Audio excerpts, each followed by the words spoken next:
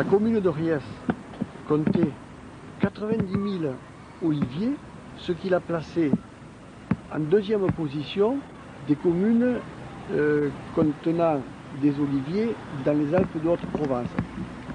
Nous allons voir à partir de ce petit film ce qu'il reste de ces oliviers à notre époque.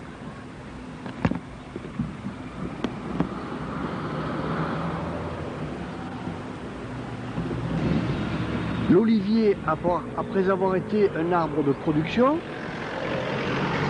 dans l'imaginaire actuel, est devenu un arbre d'ornement, comme en témoigne ce rond-point à l'entrée de Riez.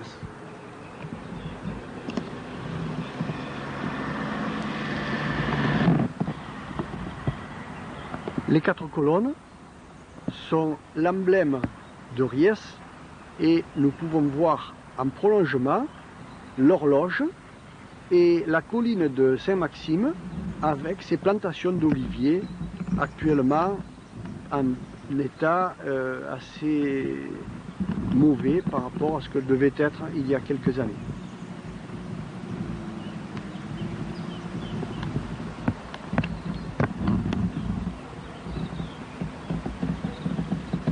Ici, la colline de Chautabry avec ses plantations d'oliviers qui ont en partie été réhabilitées et qui permettent de comprendre le paysage autrefois à Riez.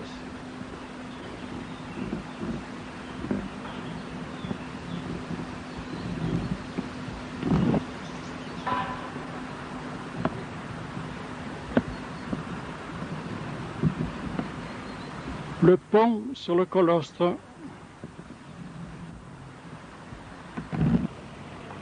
Le colostre en amont.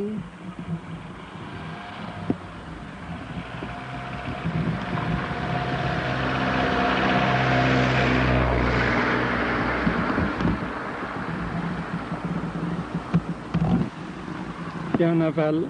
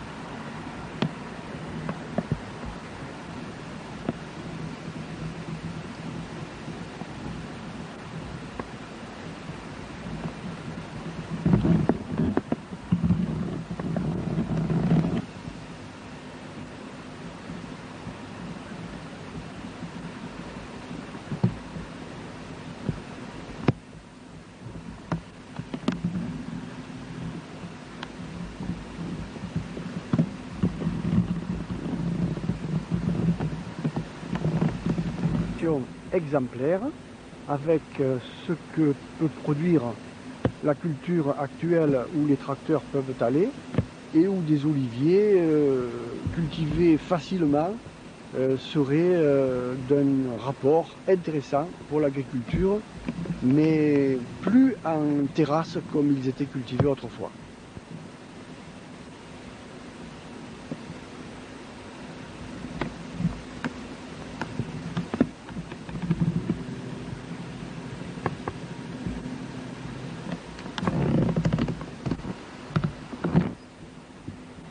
D'autres oliviers sous le coteau de Saint-Maxime.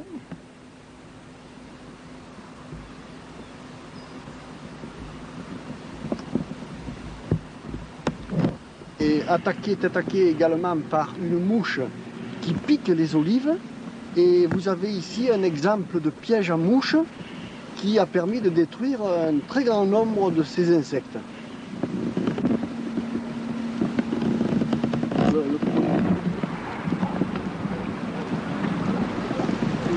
La cueillette des olives. Voilà, tout.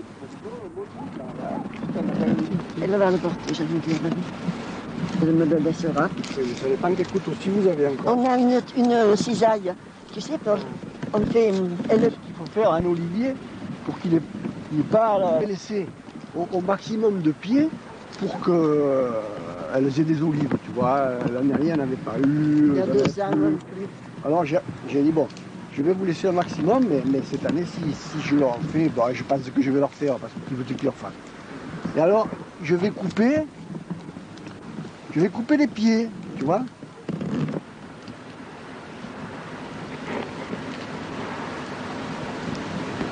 Voilà.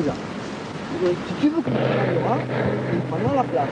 Tu vois, il faut que ça. Tu coupes ça. Voilà. C'est toujours le bois de l'année suivante qui fait des olives. Oui. De l'année précédente. Voilà, hein, oui, pour l'année oui, suivante. Par exemple, alors tu tailles par-dessous. C'est-à-dire que tu vas couper ça. Oui. Tu vois, et il restera ça. Et l'année suivante, il va rester ceux-là, Ah oui. qui vont à leur tour. Tu vois, ils n'ont pas d'olives cette année. Ah, oui, oui, oui, Mais oui. ils vont s'incliner Oui. et ils vont prendre la place. Ce qui fait que, en coupant, par exemple là, Oui. tu as celui-là qui va faire des olives, Ah, toujours oui. par-dessous. Ah, oui. Tu comprends? Oui, oui, oui, Voilà. c'est comme ça. Il faut travailler par-dessous.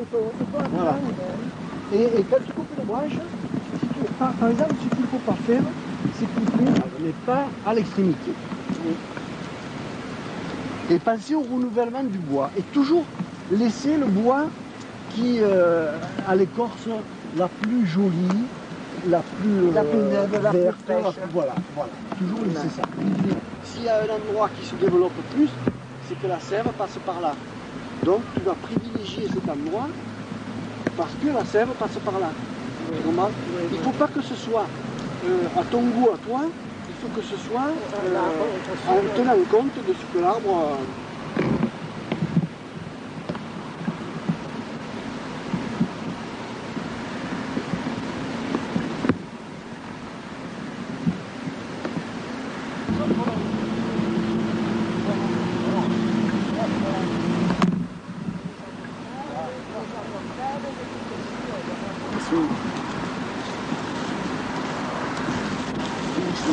Je vais essayer de mettre un peu. Là. Elle va venir, hein, elle va venir. Hein. On peut, pour nettoyer les oliviers, couper les branches en surnombre et ensuite traiter les troncs pour que tout ce qui est cochenille, vermine qui apporte des maladies aux oliviers disparaissent pendant l'hiver. C'est ce qui est représenté en blanc avec une sorte de chaux vive qui est spéciale pour les oliviers. Les rameaux ainsi coupés peuvent être brûlés plus facilement s'ils sont attachés par une petite ficelle et sèches avant d'être brûlés.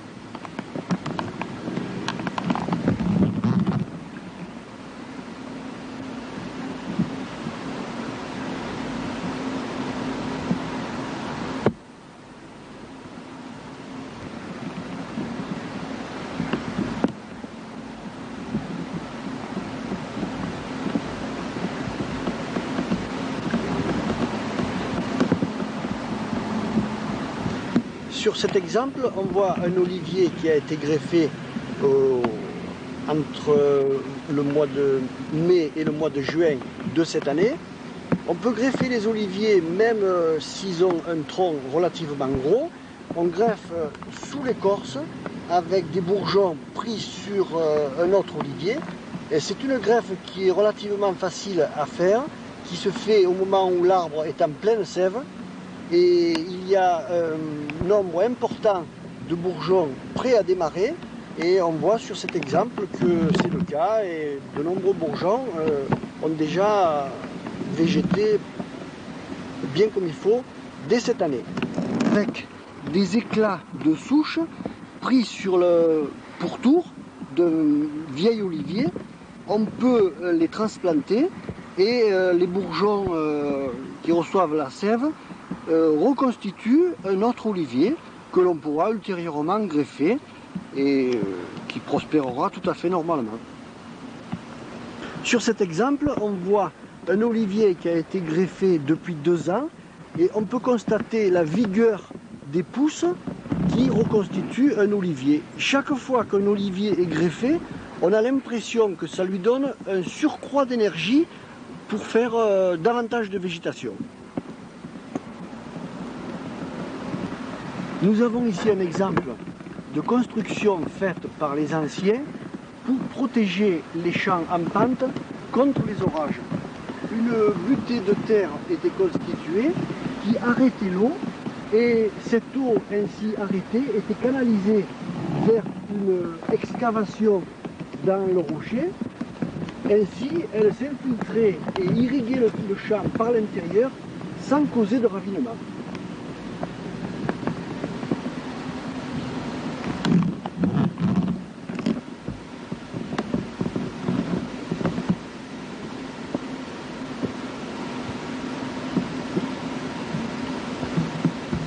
Nous pouvons constater, grâce à ces images, que ces oliviers, tout en ayant la protection contre les orages, sont parfaitement protégés par la Sainte Vierge.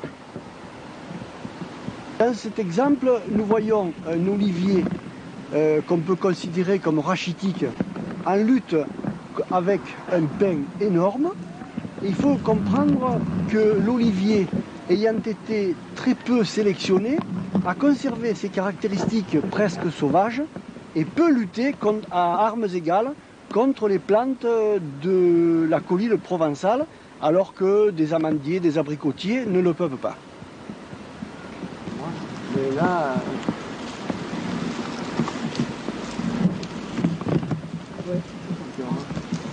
Alors, on a coupé ce de d'aérer. Oui, oui, je comprends. Vous avez fait pour le mieux, mais il vaut mieux à ce moment-là couper. Couper en bas. Ouais, on va remarquer, on peut voir à d'autres endroits. Fini, j'ai ramené mon couteau aussi. Hein. Mais moi aussi, je ne pensais pas à me mettre à ramasser. C'est en les voyant faire que finalement.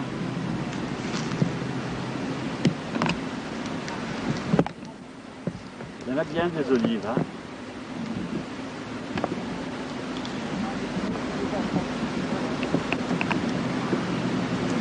Nous, on les cueille, ça n'a jamais été bien taillé par Louis Crevellier, là-bas, ça peut... Vous voyez? Voilà, coupez-le avec un plus petit couteau aussi, oui, là, avec un comme plus ça. petit truc, comme ça. Vous allez couper ça, attrapez-le, comme ça les olives ne tombent pas. Voilà, vous coupez ça. Et vous voyez, l'olivier, il fait une arcure, comme ça. Hein? Alors, en faisant comme ça, en coupant par-dessous, et ceux qui sont là, il va y avoir des départs. Là, il y a ce départ. Vous voyez ce départ-là? Ça part. Vous voyez? Celui-là, il va pousser. Il va faire ça. Et au bout de peut-être un an ou deux, vous couperez là. Oui, d'accord. Et celui-là, il prendra sa place. Il prendra la place. Une autre façon de tailler les oliviers, pour que le propriétaire n'utilise pas d'échelle pour cueillir ses olives, les oliviers sont maintenus très bas et toutes les olives, lorsqu'il y en a, sont à portée de main sans monter sur chevalet.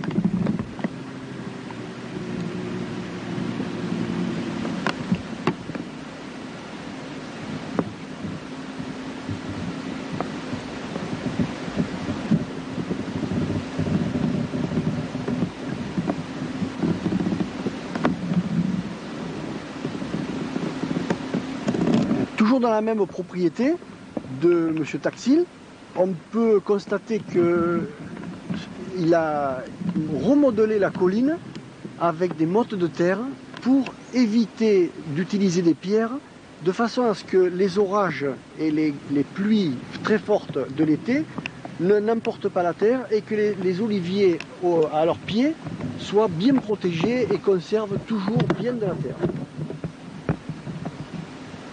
L'olivier, mais si Non, la blague.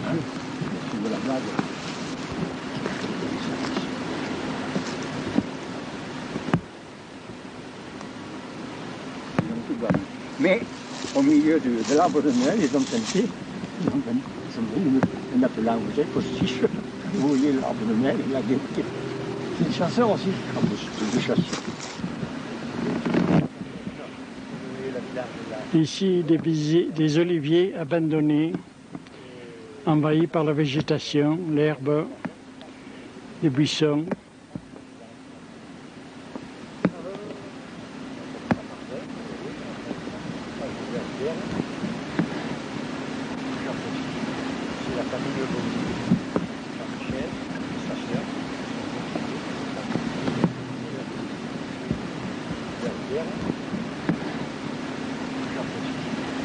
Camille Bossi, Jean-Michel, sa sœur.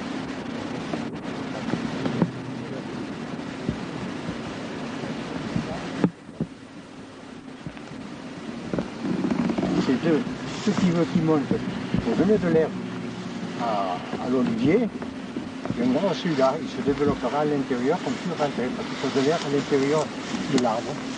Et on choisit, parce qu'ils sont tous porteurs d'olives. Ben, ils sont obligés d'en supprimer, ça ne croit. Il y en a trop.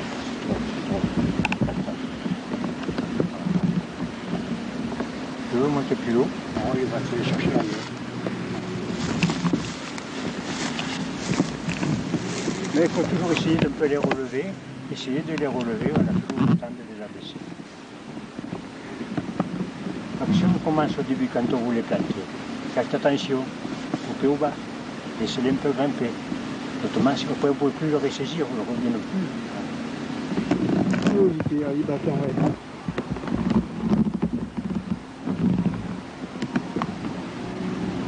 plus. Ouais, même si tu en refais une autre de vue, avec un autre éclairement, mais tu vois,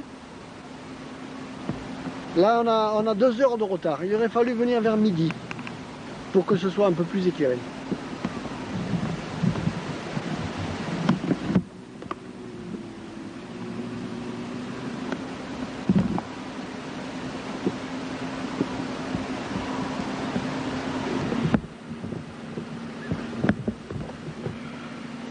Sur ces troncs, une nouvelle attaque de rongeurs. On suppose que ce sont des biches qui sont venues déguster l'écorce de ces oliviers, mais vraisemblablement ça leur a fait beaucoup de mal et ce sera difficilement réparable.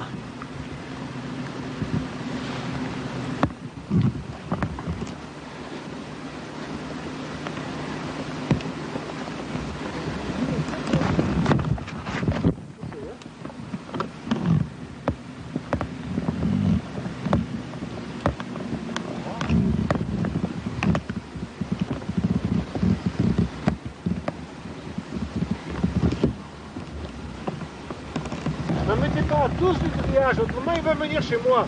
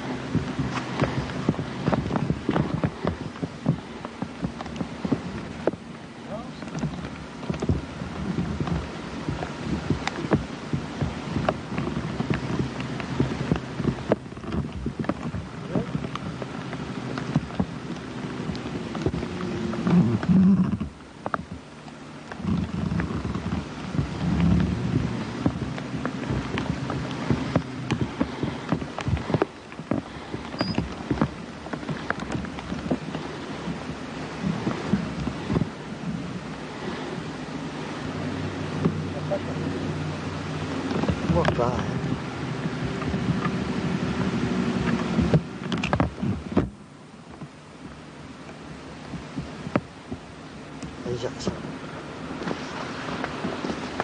Et puis tu vois, Jean, il t'a coupé les extrémités. Ouais. Et va dans les oliviers plus bas alors. Venez, plus bas.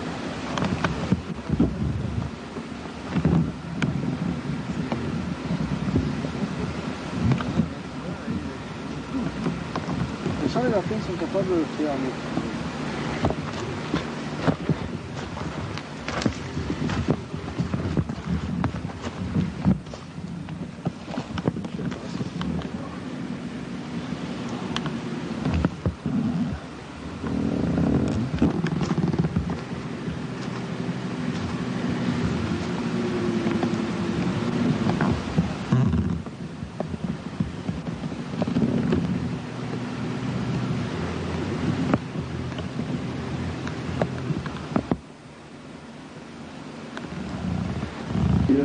Il était... Les oliviers sous la neige.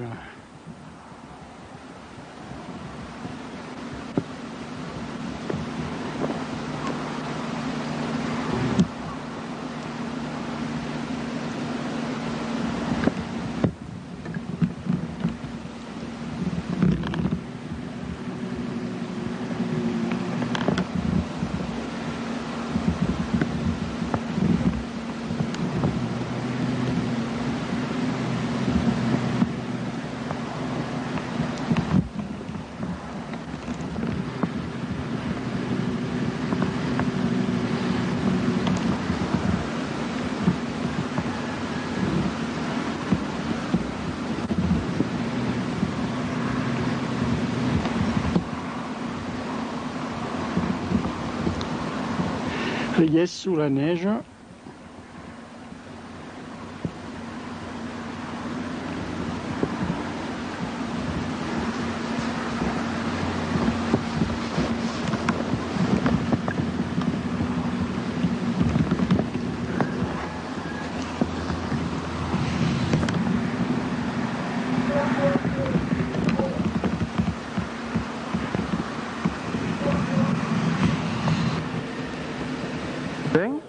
À Moustier exactement, et un olivier doit être taillé pour s'intégrer dans le décor du village. Le but de la taille n'est pas une taille de production, mais but paysager. À mon avis, il s'agira d'enlever un certain nombre de branches à un surnombre, tout en évitant de laisser des rameaux pendre trop pour que les enfants ne puissent pas s'y accrocher et les abîmer.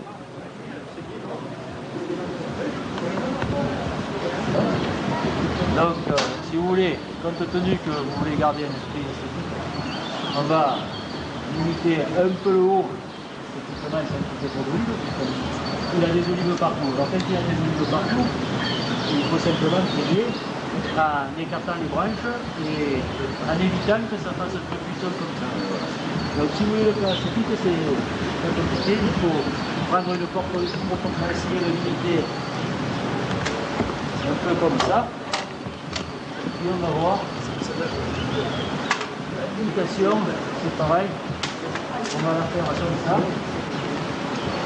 Et puis là, on va revenir sur un bâtiment talon. Bon, ça, c'est la limitation de là. Là, je ne sais pas ce que vous en pensez, puisque le monsieur m'a dit qu'il faut bien le tailler, mais on va faire même un côté du passage pour voilà, ça fait branche.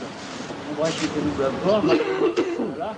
On va limiter pour le passage. Celui-là, c'est pareil. Alors quand vous n'êtes pas sûr, vous faites un coup pour voir. Et après éventuellement vous revenez. On a cette branche homogène qui va croiser là-bas. Donc là c'est pareil, on va le limiter. On va le limiter là. Alors toujours une continuité du bourgeon terminal. Hein. Pareil pour faire les passages. Voilà, alors il y a des solutions. Hein. On revient là, on fait laisser. Si vous voulez.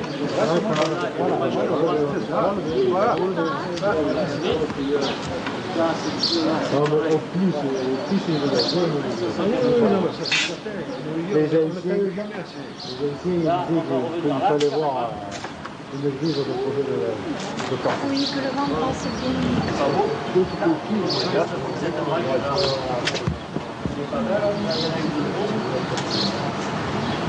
C'est pareil. Bon, maintenant, on va repartir de l'autre côté. Alors, ceux qui rentrent franchement, parce que malgré tout, tu vois plus ou moins qui se déploie.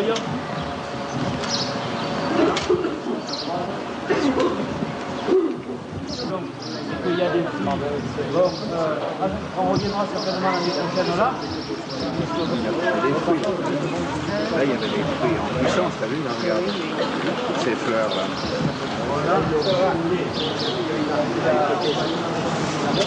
Voilà, moi, c'est un volume, ça, qui l'arbre supporte bien. j'avais été une porte sur table, je sais pas vous dire, c'est trop gros, je sais pas.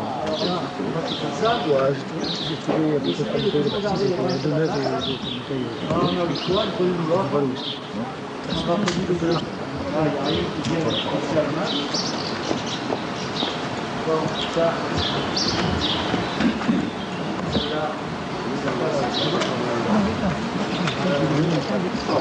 Ah, c'est en mémoire, hein. Ah, d'accord.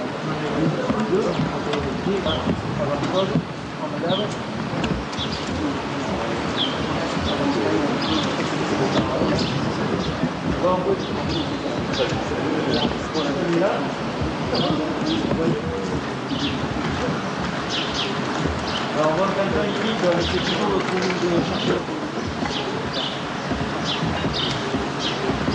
Alors, voilà. Là, on va faire péter. Là, le croise. Là, c'est pareil, on va aller là. Voilà. Ah, bah, c'est ça.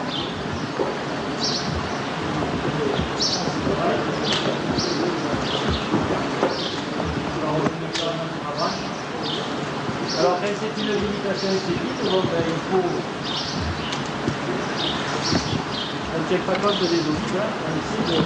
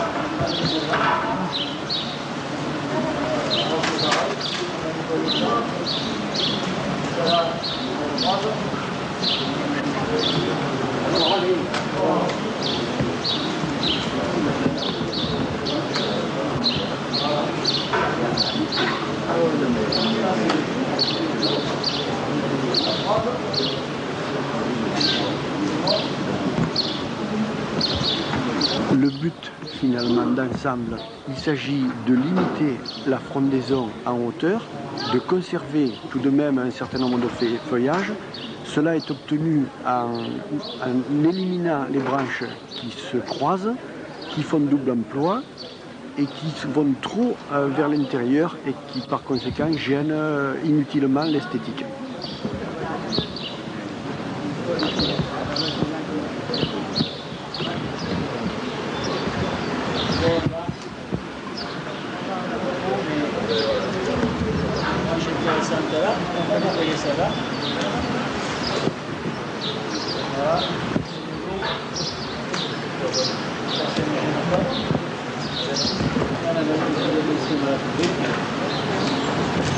Pareil.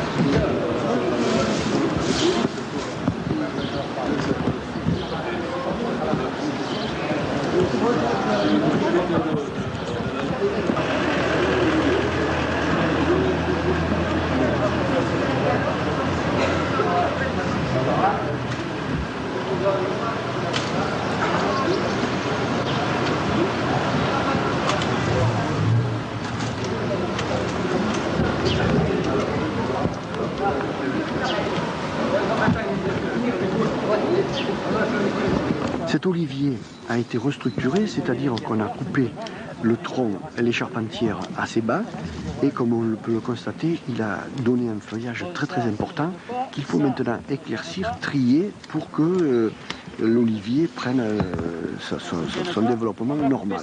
Et le problème se pose sur le choix des branches qui formeront les charpentières à laisser et celles qu'il faut bien sûr éliminer.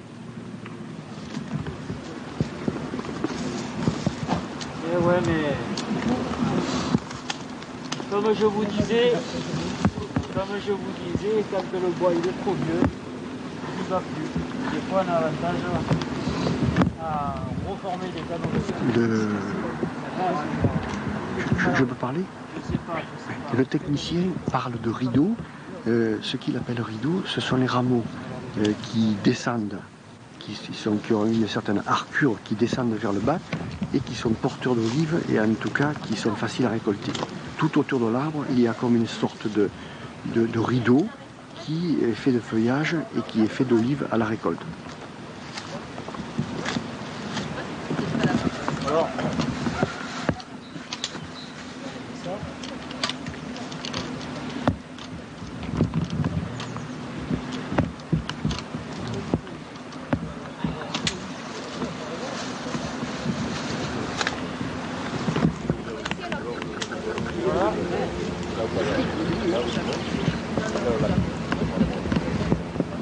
donc là, il y a un peu éclairé là. Hein.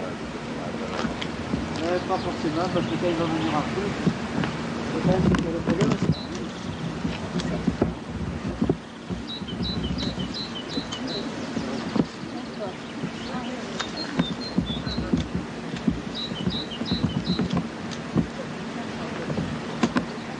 sur un arbre comme ça, nous voulons dire, production capable. Combien vous le laissez s'entailler? C'est le travail s'entailler. Nous, sur le haut, il y a eu de la grêle ici. Parce que je vois qu'il est maquillé là. Peut-être qu'ici, ça peut se jouer. Ouais, mais bon, il a fait. Près de...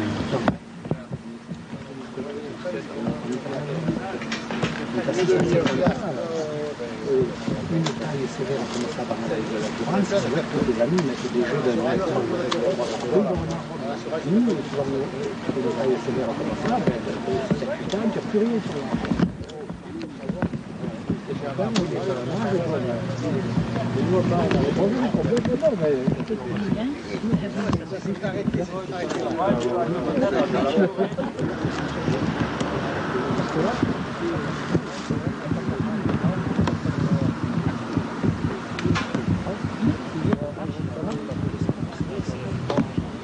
La lumière, elle va rentrer, l'arbre, il va s'écarter. Bon. Ouais, moi, il ne me gêne pas, quoi. C'est ce que je disais, c'est que quand ça ne vous gêne pas et qu'il y a lumière aération, c'est la police, il y a la police. Et à partir de là, on va le limiter.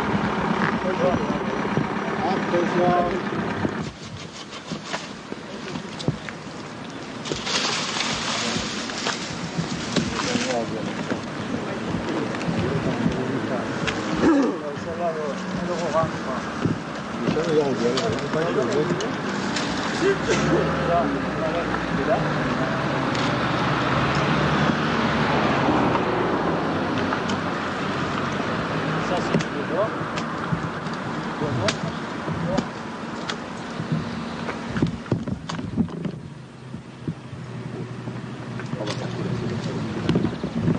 On va essayer d'arranger ce bouquet avec ce connard, on n'a pas grand-chose, mais c'est mort, ça c'est mort. Bon, là, on s'aperçoit que c'est pas quand même relativement loin. On va limiter.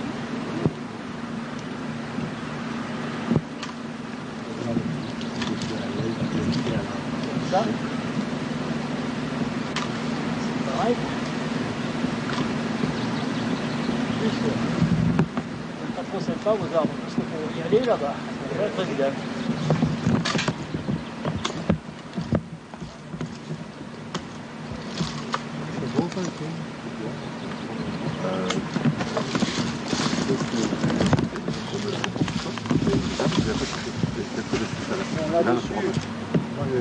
Cette branche rose.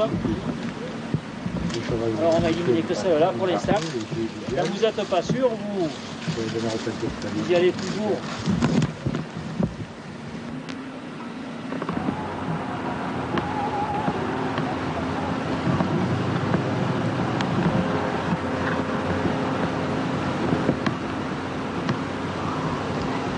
Alors, après la taille, une opération importante qui se pratique sur les oliviers, c'est la greffe.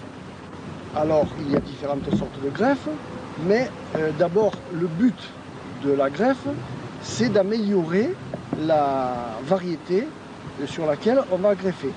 Par exemple, cet olivier ici est un olivier qui a repoussé à partir d'une variété médiocre. Et alors au départ, ça devait être un olivier correct. L'aspect est buissonnant et les olives qu'il fait, même si elles sont nombreuses, sont très petites. Et ces olives sont difficiles à récolter parce qu'elles sont petites et ne sont pas très productives en huile. Alors, après avoir prélevé des greffons sur un arbre de bonne qualité, voilà, avec un bois relativement sain, ici, on voit que sur cette écorce, il y a des bourgeons qu'on appelle des yeux, des bourgeons dormants. Et ce sont ces bourgeons qui vont donner les futurs rameaux de l'arbre greffé. La greffe se pratique entre le 15 mai et le 15 juin. Il faut que l'écorce puisse se décoller et que ensuite le rameau qui va naître à partir de ces yeux dormants ait le temps avant l'hiver de se consolider pour ne pas trop souffrir du gel. Il faut que l'écorce soit correcte, lisse sur tout le tour. S'il y a des nœuds, s'il y a des choses comme ça c'est pas bon. Et là, la première opération, c'est de couper l'arbre à cet endroit-là.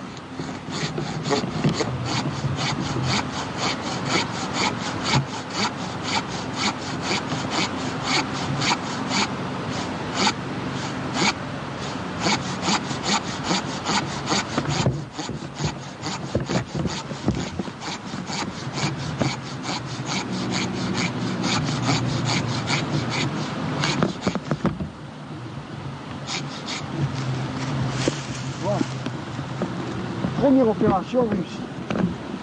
C'est-à-dire qu'il faut que la blessure soit aussi propre que possible.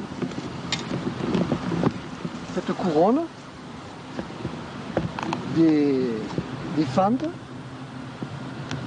pour qu'on puisse écarter l'écorce.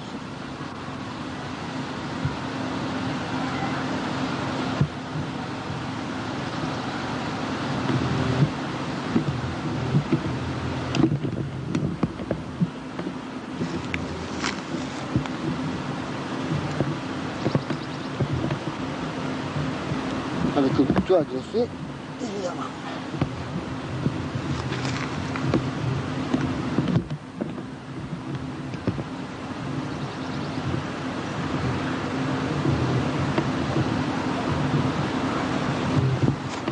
On va ensuite écarter ces encoches. On va écarter l'écorce. Comme la sève est abondante, l'écorce se décolle facilement, même si elle est un peu ancienne.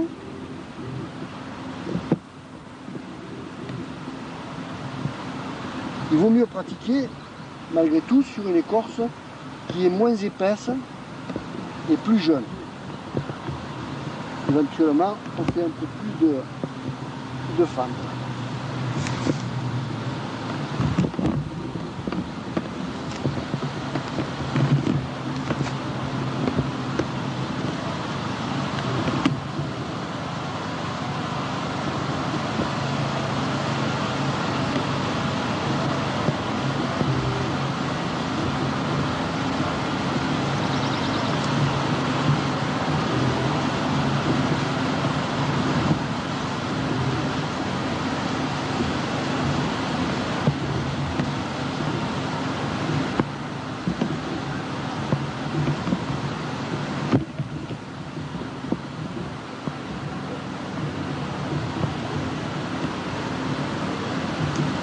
Voilà.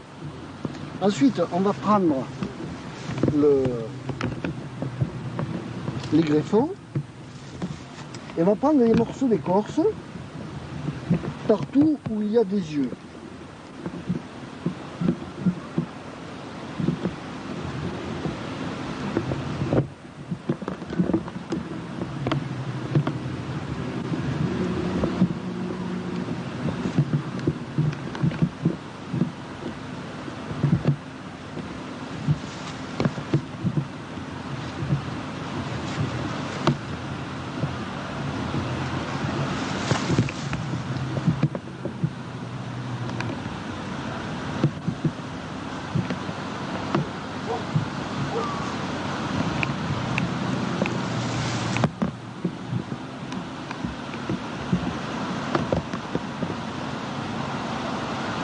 faut bien prendre la précaution de repérer le haut et le bas pour placer les bourgeons dans la position correcte. C'est-à-dire que leur développement ne soit pas contrarié parce qu'on les aurait placés à l'envers. Là on voit que c'est gorgé de sève. Voilà. Et ça, on va le glisser sous l'écorce qu'on a écartée. Alors on le glisse le plus bas possible en le faisant toucher.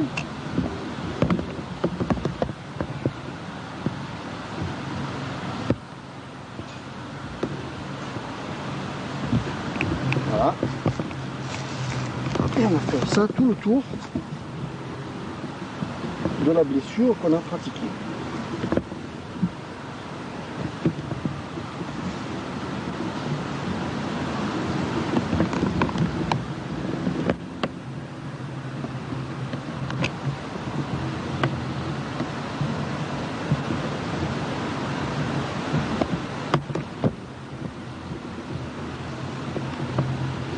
Prendre les précautions, il ne faut pas trop aller vite pour que ne pas faire éclater l'écorce, ne pas abîmer les bourgeons. Tout ça demande du soin.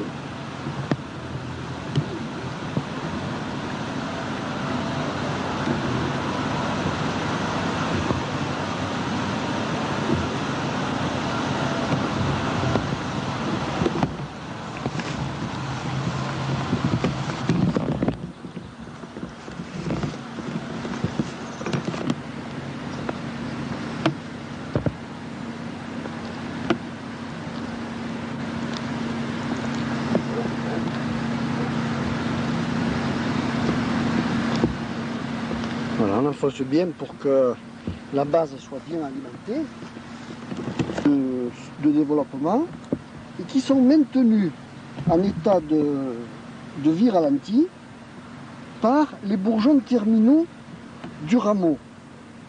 Si, à la suite d'un accident, le vent peut casser le rameau, les bourgeons terminaux viennent à disparaître, ils libèrent les bourgeons dormants de leur emprise hormonale, et à ce moment-là, les bourgeons dormants vont se développer. C'est ce qui va se passer ici. Les bourgeons terminaux n'existant plus, les bourgeons dormants vont être directement alimentés par la sève de l'arbre, et de ce fait, ils vont se développer. Par ce système, on peut constater qu'on a mis un maximum de bourgeons dans la greffe. Il y en a entre tout, je n'ai pas compté, mais il doit y en avoir peut-être plus d'une dizaine. Et sur le nombre, il y en a qui seront bien placés, il y en a qui seront un peu moins bien placés et qui vont se développer. Voilà. Alors là, c'est en place. Maintenant, ce qu'il faut faire, c'est simplement du scotch de carrossier.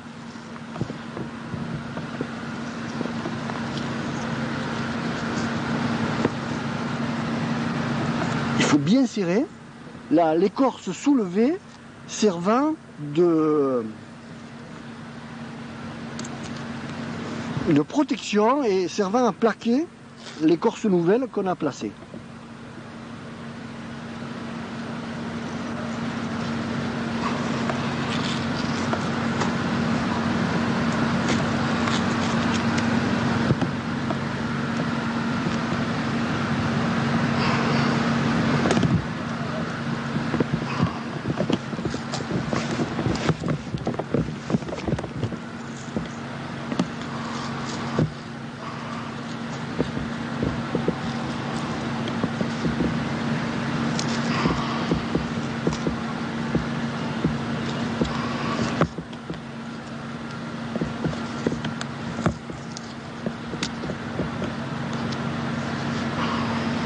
En même temps, ça protège, au moins il y a d'air pendant que l'écorce de dessous va se coller, plus on a des chances de réussite.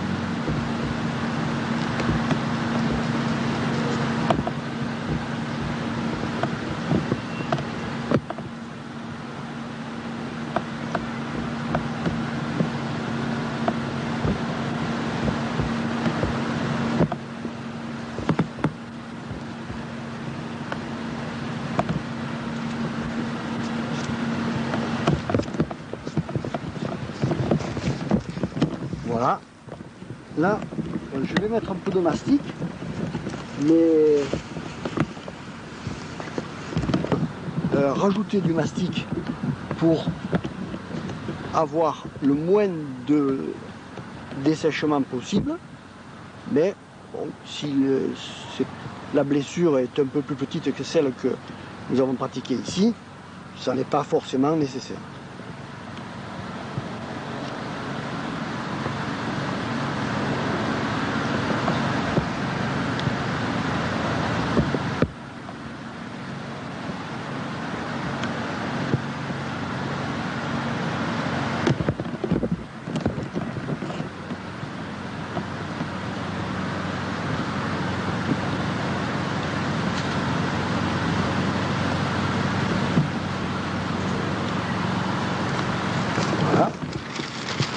Un manchon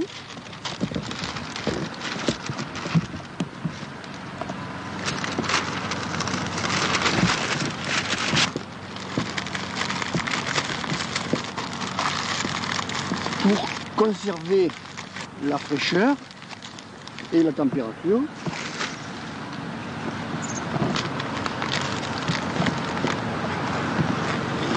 Tout ça reste en place pendant 21 jours. Au bout de 21 jours, délicatement, on va enlever le manchon de journal, on va enlever le sparadrap, ensuite l'écorce qu'on a écartée, cette écorce va sécher et elle va tomber, elle va disparaître toute seule.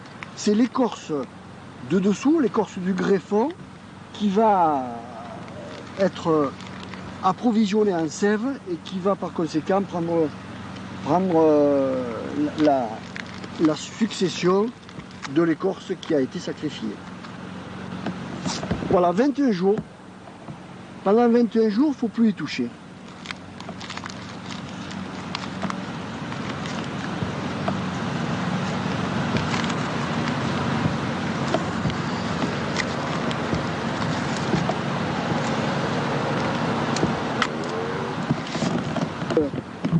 La greffe va prendre.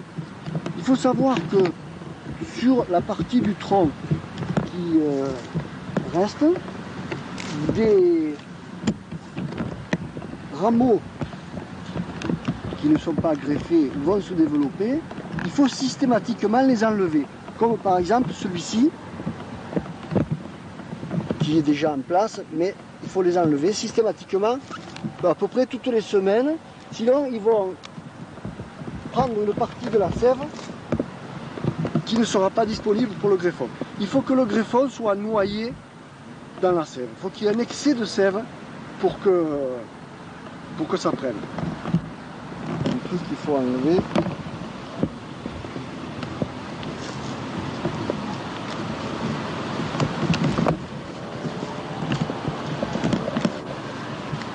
Voilà, l'opération est terminée.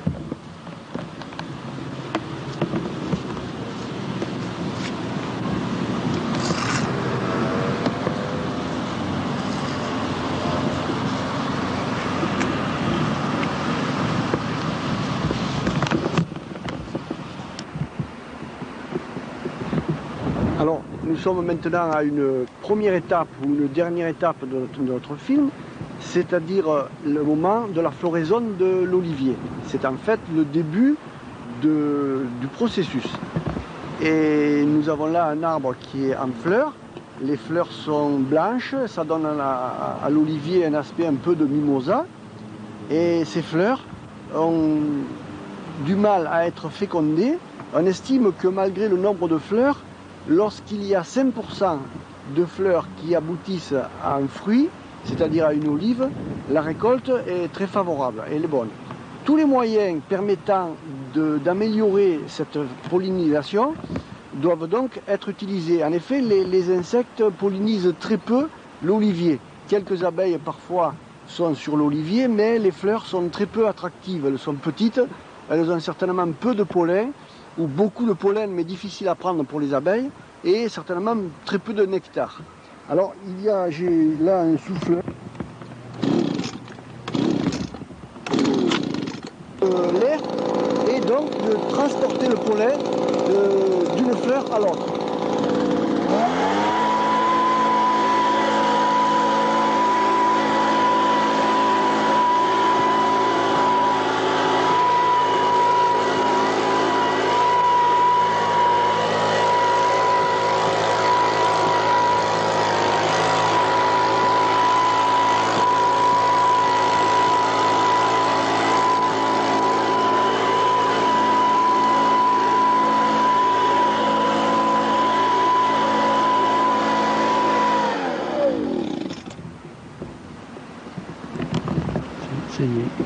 On voit une fleur qui est ouverte avec les étamines. Il y a 2 étamines avec les anthères remplies de pollen. Là, il y a encore une fleur en bouton dessous. Et puis ici, il y a 2 fleurs qui ont déjà évolué. Et on voit que la fécondation a dû avoir lieu parce que le pistil commence à se gonfler. Et c'est ça qui va être la future olive. De futures olives.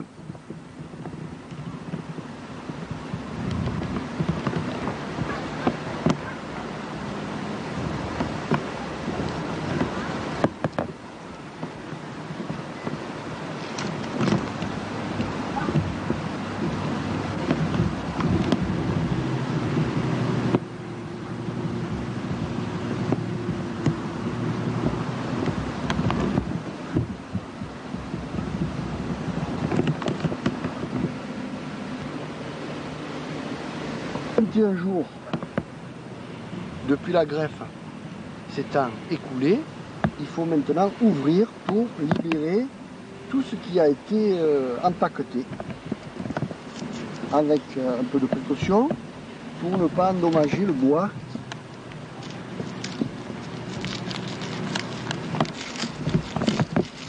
Il doit être atteint le moins possible.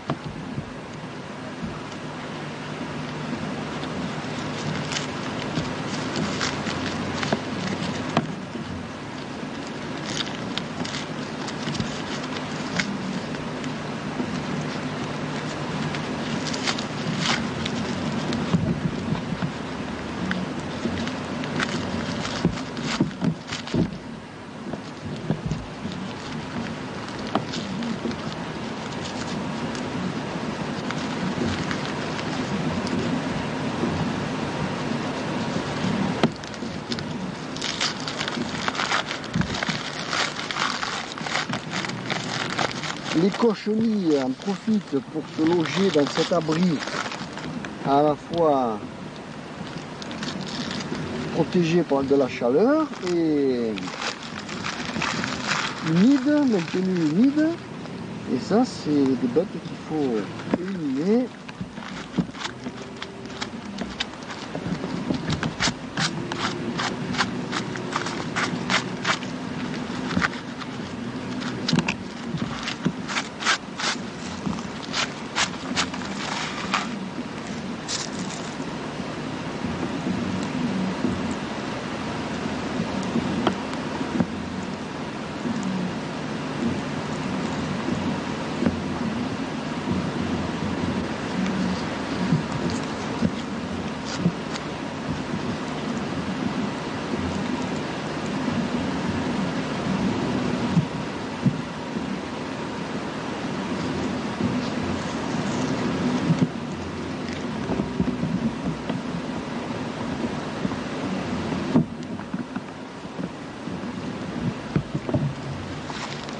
peut voir que l'écorce qui a servi de protection est marron par rapport à l'écorce qui est au-dessous, qui est très verte.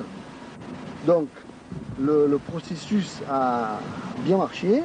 L'écorce qui doit être raccordée à l'arbre par-dessous l'a bien été.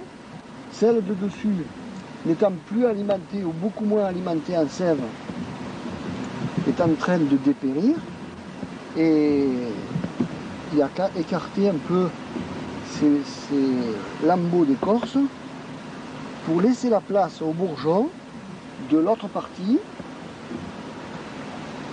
de se développer, ce qu'ils vont faire dans le courant de l'été.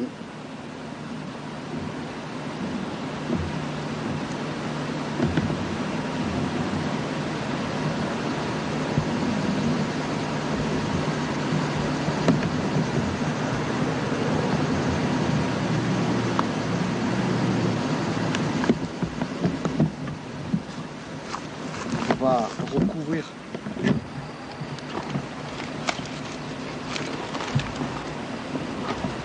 se développer. Il y aura une substitution à ce niveau, un remplacement entre l'écorce d'origine qui est celle qui se soulève et l'écorce encore verte qui est dessous. Pour le moment, la première opération a réussi, c'est-à-dire que l'écorce qu'on a placée entre les deux s'est collée et donc elle a été alimentée en sève et tous les bourgeons normalement, à la lumière, vont se développer.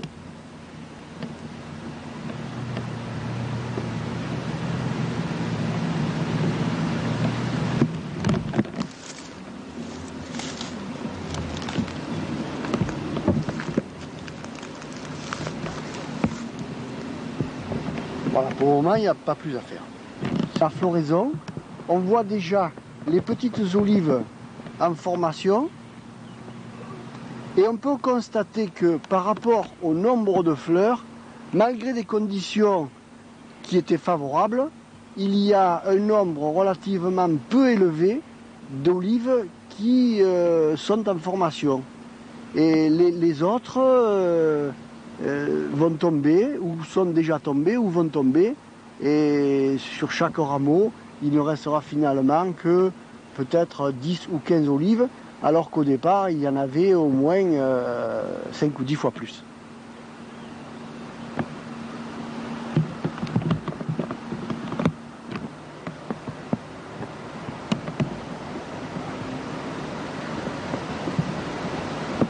Exemple d'une autre façon de greffer, avec toujours de l'écorce et des bourgeons sur cette écorce qui ont été placés dans une sorte de fenêtre qu'on a pratiqué sur la branche. On voit ici le départ et le développement des premiers rameaux, de ces premiers bourgeons sous forme de rameaux. Dans cette pratique, la branche elle-même ne sera coupée que l'année suivante. Mais il faut une séparation entre la partie qui a été greffée et la partie qui appartient à l'arbre. Il y a une partie où on a enlevé l'écorce. Voilà. Et normalement, le développement ici est plus rapide. Mais toujours pareil, il faut enlever tous les bourgeons qui sont au-dessous de la greffe pour qu'ils ne tirent pas à leur profit la sève de l'arbre et qu'un maximum de sève serve à alimenter le greffon. Ça, il faut presque toutes les semaines enlever ces bourgeons qui sinon se développent et tirent la sève, créent des canaux de sève à leur avantage.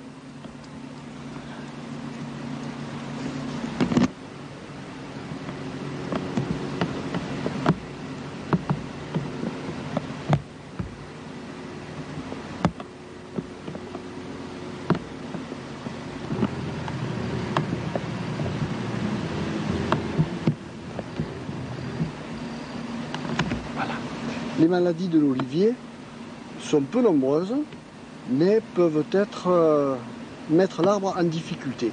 L'une de ces maladies est une maladie cryptogamique, c'est une maladie qui est provoquée par un champignon. Ce champignon porte le nom vulgaire de d'œil de paon parce que sur les feuilles, il se traduit par des cercles et un jaunissement de la feuille. La feuille ainsi attaquée par ce champignon jaunit et tombe, ce qui prive l'arbre de son outil de photosynthèse, l'affaiblit et ensuite cet arbre au moins ne sera pas productif. On soigne cette maladie par des pulvérisations de cuivre, à base de cuivre, type bouillie bordelaise.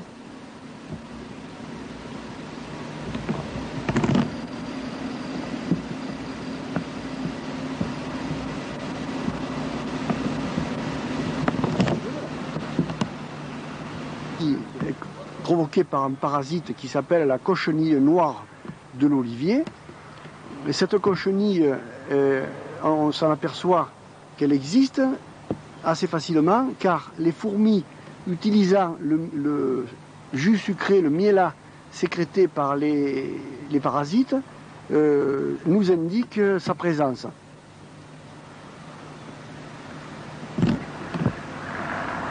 Dis ce que c'est. C'est des petites cochenilles qui étaient provisoirement concentrées sous la carapace de la cochenille mère et qui vont prochainement se disperser, engendrant une extension du parasite sur tout l'arbre ou même sur les arbres voisins. Cette cochenille qui est bourrée de petites larves qui sont jaune-orangées et qui sont prêtes à s'échapper pour aller infester d'autres parties de l'arbre. Et si on retourne, on voit le dos de la cochenille et sa carapace noire qui met à l'abri toutes les jeunes larves. Il y a à peu près une centaine de larves par cochenille.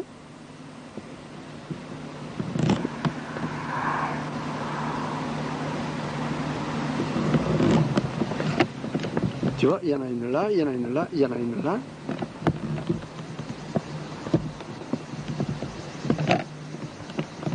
Tu vois la fourmi qui est associée.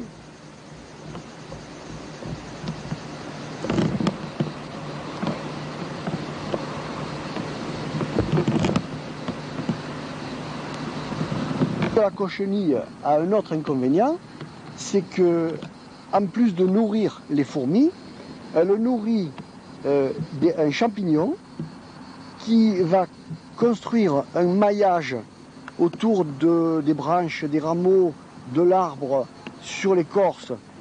Et ce maillage, ce champignon est noir, il porte le nom vulgaire de fumagine. À terme, s'il est trop important, il va asphyxier l'arbre qui donnera peu ou pas de récolte.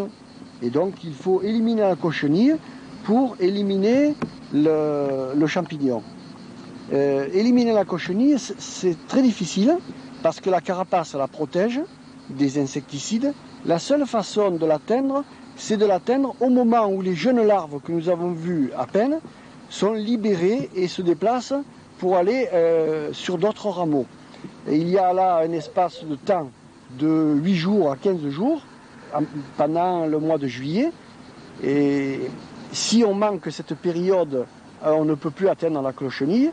Et l'insecticide qui détruit cette cochenille sans détruire les autres insectes favorables à l'olivier, c'est un insecticide qui s'appelle l'inségar.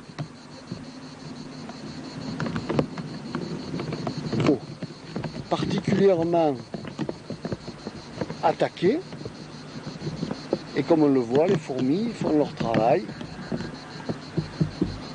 en se servant des cochenilles.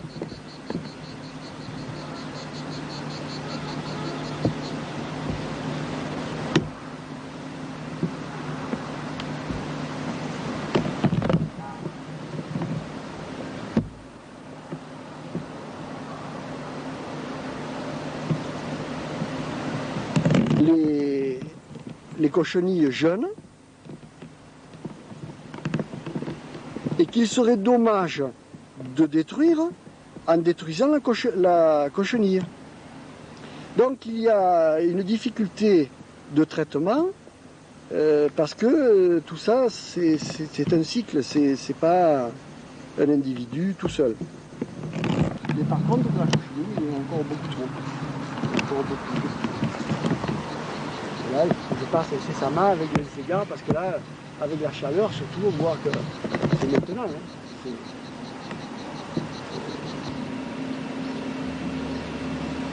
Initiative de la PRO, Association pour le renouveau de l'olivier de Riez, une information très complète était donnée dans les oliveraies de la colline Sainte-Maxime par Alex Siciliano du groupement des oliviculteurs de Manosque.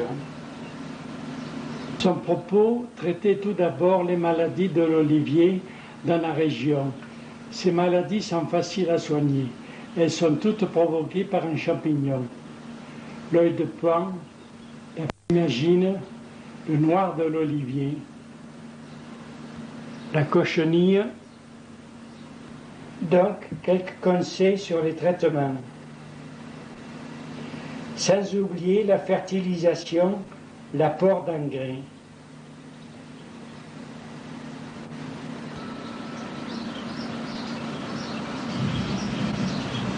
La fut toujours un symbole de paix et de fécondité. Nombreux sont les objets qui témoignent de l'importance de sa culture dans la vie quotidienne.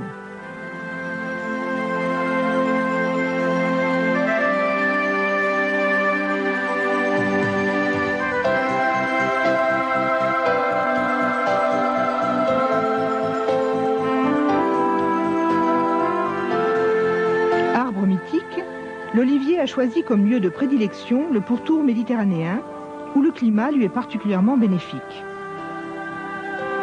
C'est un arbre peu exigeant. Il peut se contenter des sols les plus pauvres, rocailleux, calcaires et secs. Il s'accroche sur les collines, exposées au soleil, mais surtout bien à l'abri des gelées de printemps. Il peut vivre plusieurs centaines d'années. Son grand âge lui donne souvent une silhouette trapue, noueuse, tourmentée.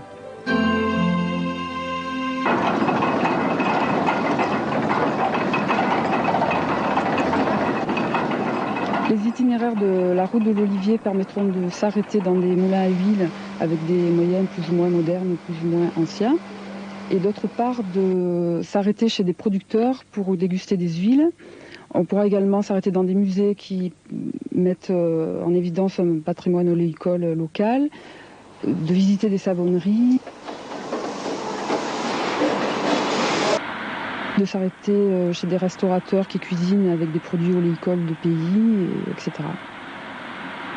Ça permettra aussi de découvrir des sites paysagers d'oliveraies, que ce soit des sites remarquables ou des points de vue, des aires de repos où l'on peut voir les oliviers.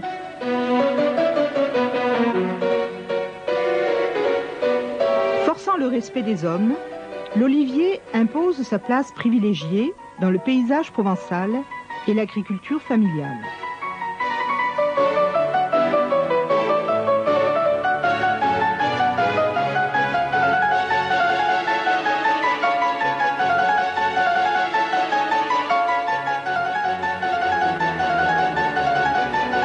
Ces paysages témoigneront encore longtemps de ce labeur incessant, de l'histoire d'un peuple déterminé à garder son identité culturelle.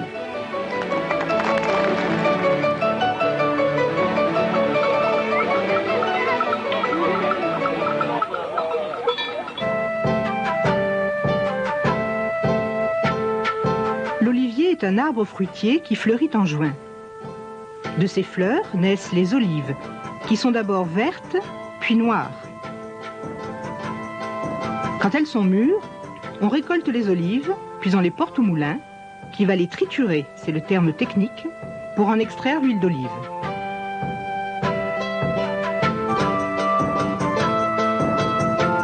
On a 5 kg d'olives pour faire 1 litre d'huile. Dans les moulins, le matériel de trituration a beaucoup évolué, pour des raisons de rendement, mais sans que la qualité de l'huile en souffre. En effet, du moulin ancestral à l'entreprise moderne, le processus de fabrication est resté pratiquement le même. Certains moulins ont même conservé les grosses meules en pierre ou le pressoir à scourtin, témoins immobiles d'une époque pour eux révolue, mais que les derniers mouliniers traditionnels utilisent encore.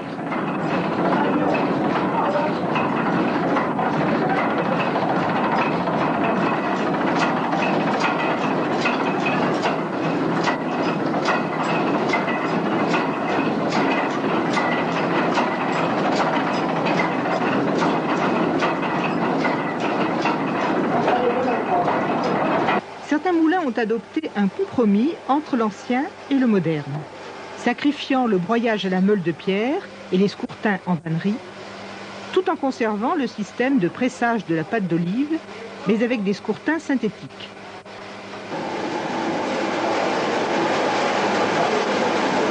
Olivier, le maître d'aujourd'hui, s'est peut-être découragé des quelques litres d'huile qu'il leur soutirait et qui ne payaient ni le pressage ni la peine. Mais les temps changent. L'huile d'olive fait un bond dans les sondages. Cautionnée par la faculté qui en fait une potion magique, ses crus sont reconnus. Sa cote monte, elle vaut de l'or ou pas loin. Le maître d'aujourd'hui regarde alors ses arbres d'un autre œil. Soudain, il se préoccupe des soins à leur donner pour qu'ils produisent plus et avec plus de constance. Pour l'olivier, il était temps. On va le traiter comme n'importe quel arbre fruitier, c'est nous. On fait la correction et les apports qui sont nécessaires, mais on peut partir d'un principe, la formule 3-1-2, c'est-à-dire que pour 10 kg d'olive, on exporte 3 kg d'azote, 1 kg d'acide phosphorique et 2 kg de potasse. Voilà, c'est des chiffres qu'il faut retenir, donc on peut imaginer une fumure qui est à peu près cette formule, en gros un peu plus d'azote, peu d'acide phosphorique et une fumure moyenne en potasse. On voit certains vergers enherbés. Là où on n'a pas la possibilité d'arroser, eh bien il faut éviter la concurrence au contraire des mauvaises herbes. Et à ce moment-là, c'est pas la peine d'aller trop profond pour pas abîmer les racines superficielles de l'olivier qui sont relativement à fleurs. Il faut faire un passage de griffon, de herse ou de disque, en gros à 10 ou 12 cm, pas plus. Et pas pour autant oublier les anciens. Ils n'ont pas leur pareil pour bichonner les oliviers, les soigner, les servir comme ils le